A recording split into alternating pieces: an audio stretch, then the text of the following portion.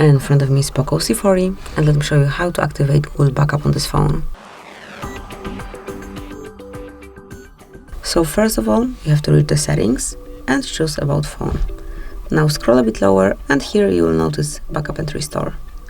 Now click on Backup My Data, and to activate this feature just use the stop switcher, and from now on it is active. Let me go back. And now you have to add your backup account. Just tap on it, and if you are already logged in with your Google account, it will be automatically applied here. However, if you haven't done it yet, smoothly provide details right now. And tap on Next. Now it's time to enter the password, so let me do it off the screen.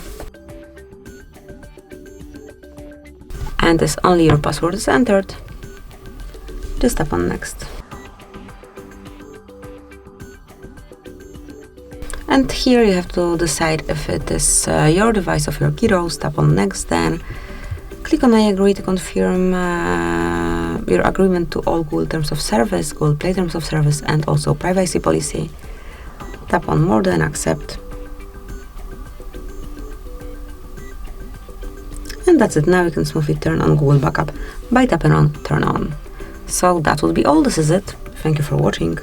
Please subscribe our channel and leave the thumbs up.